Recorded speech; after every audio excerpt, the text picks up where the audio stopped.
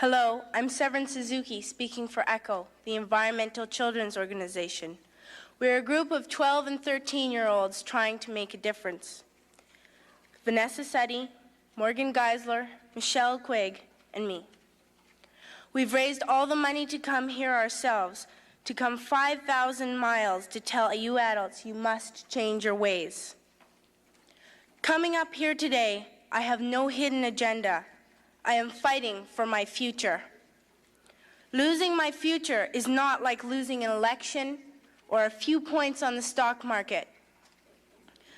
I am here to speak for all generations to come.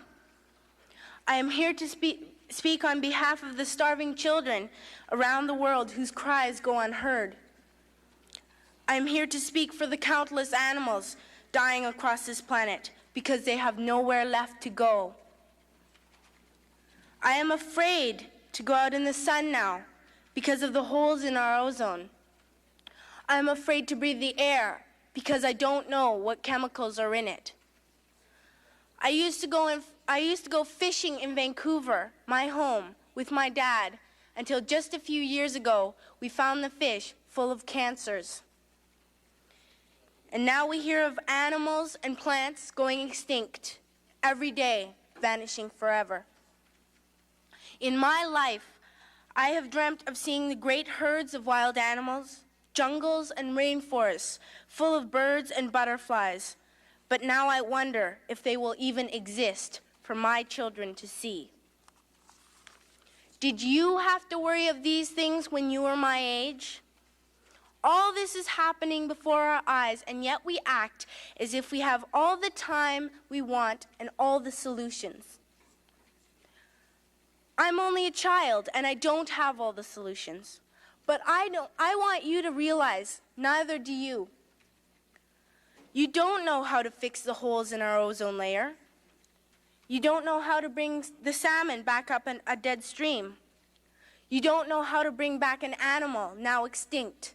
And you can't bring back the forest that once grew where there is now a desert. If you don't know how to fix it, please stop breaking it.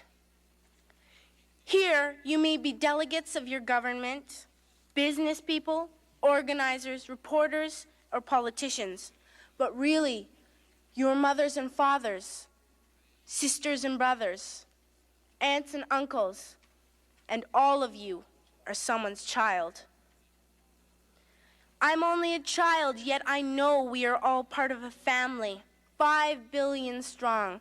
In fact, 30 million species strong. And borders and governments will never change that. I'm only a child, yet I know we are all in this together and should act as one single world towards one single goal. In my anger, I am not blind, and in my fear, I am not afraid of telling the world how I feel.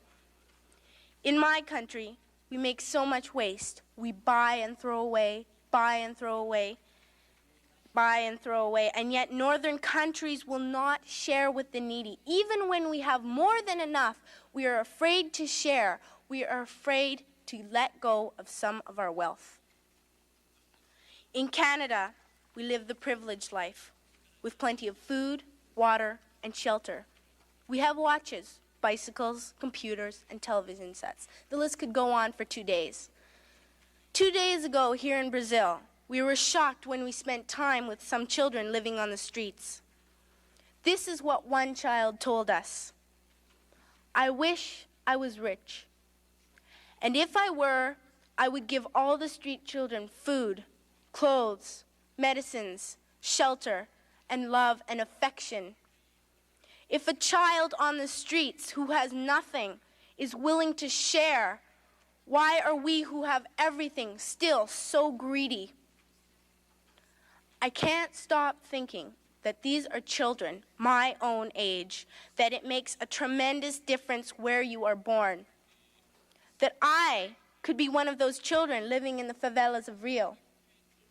I could be a child starving in Somalia, or a victim of war in the Middle East, or a beggar in India.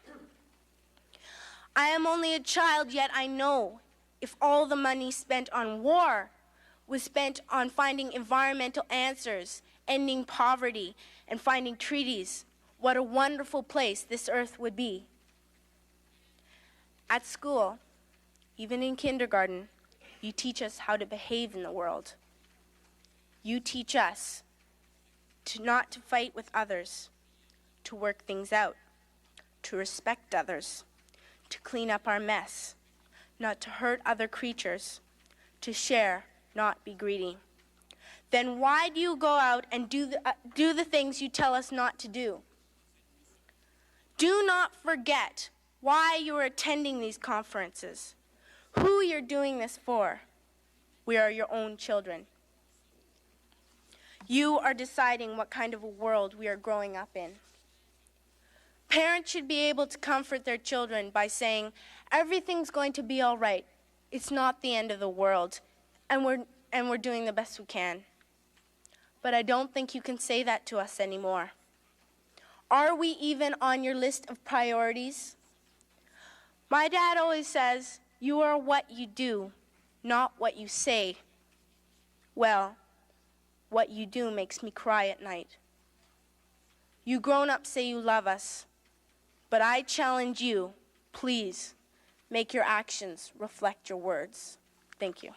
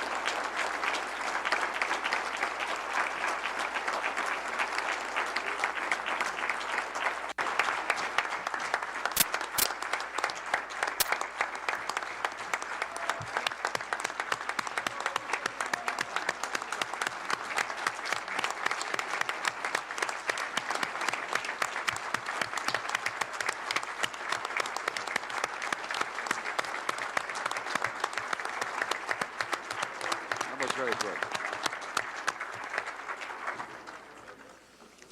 I would like to thank you, the four of you, for your participation in this conference and for reminding us that we are responsible for the world and for the future generations, and also for reminding us that we are responsible not only for our words, but also for our actions.